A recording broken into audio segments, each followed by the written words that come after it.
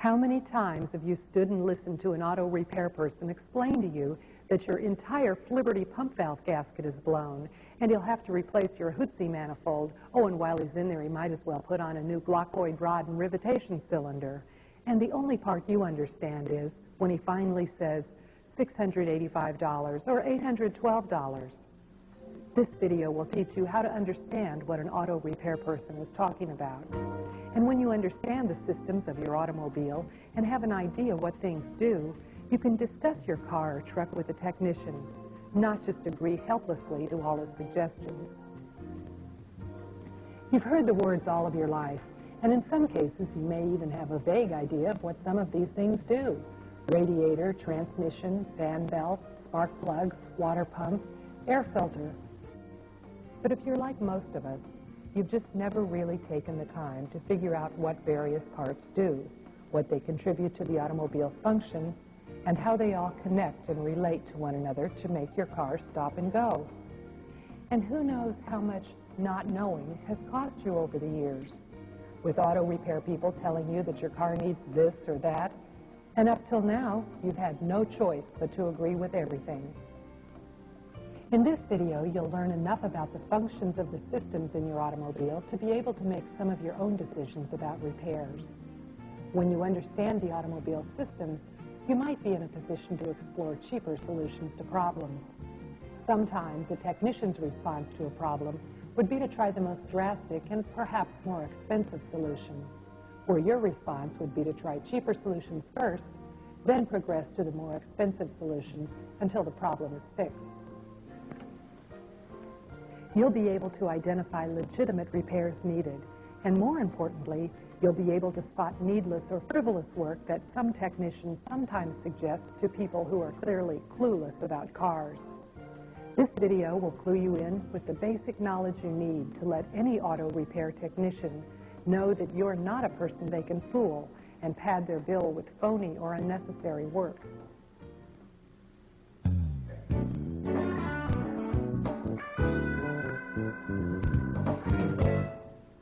Think of your car as a series of systems. At the most basic level, you have a starting system and a stopping system. These general systems are made up of several specific systems: the electrical system, the engine power system, the fuel system, the cooling system, the exhaust system, and the braking system. There are basically two kinds of power systems on your automobile.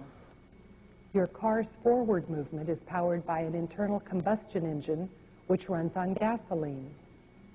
The starting of that engine and other things on your automobile that need power, like the lights and the radio, are powered by electricity, which is generated by an alternator and stored in your battery.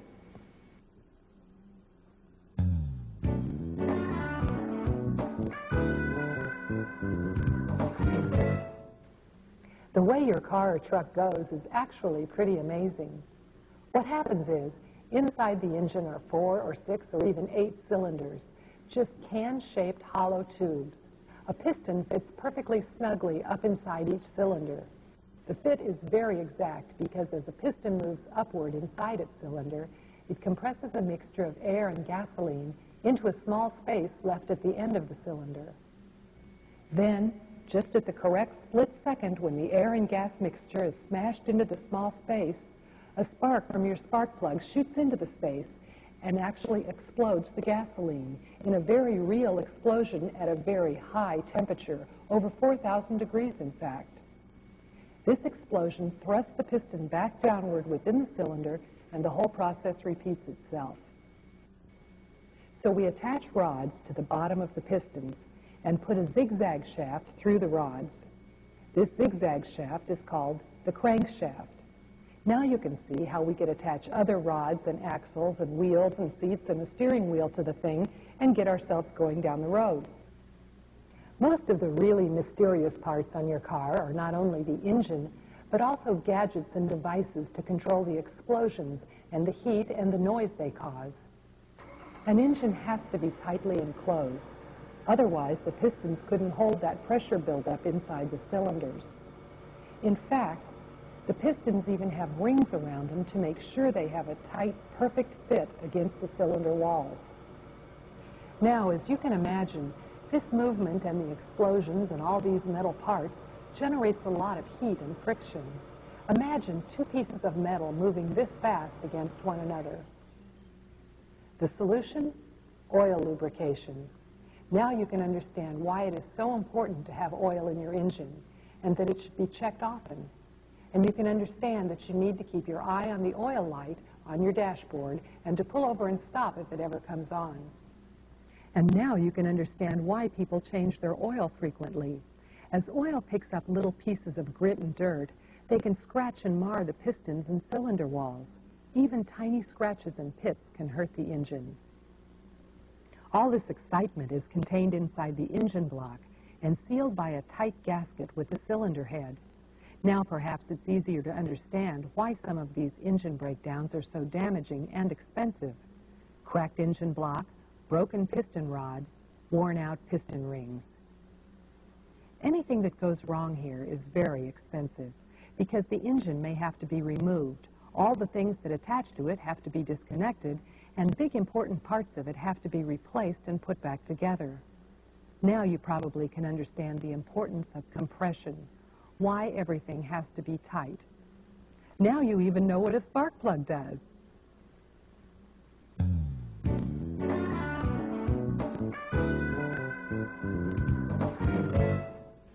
Now, how does the engine cope with all this 4,000-degree heat? How does the whole thing keep from melting?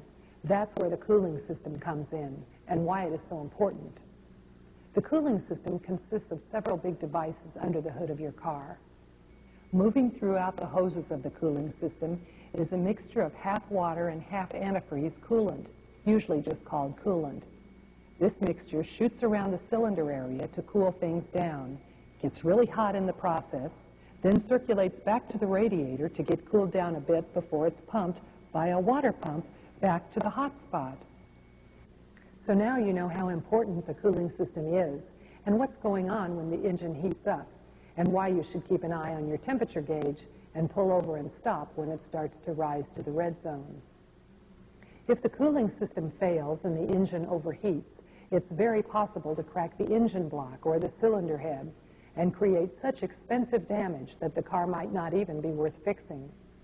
The coolant also keeps the water from freezing in winter temperatures. That's why it's also called antifreeze. And it also contains anti-rust agents, so the water doesn't rust out your engine parts.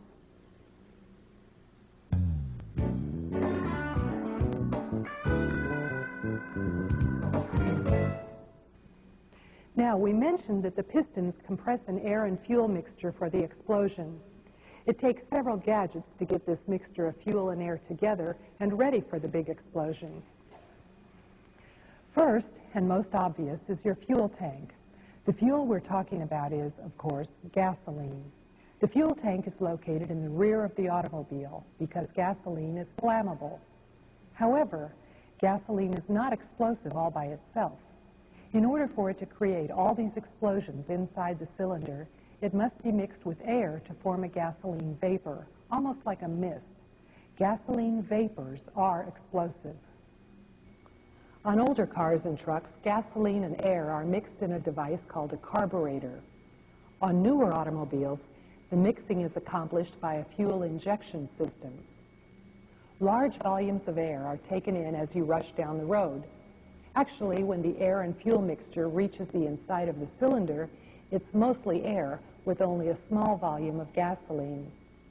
That's why your car has an air filter, so that the air that makes its way into the delicate inner parts of the engine is as clean and free of particles as possible.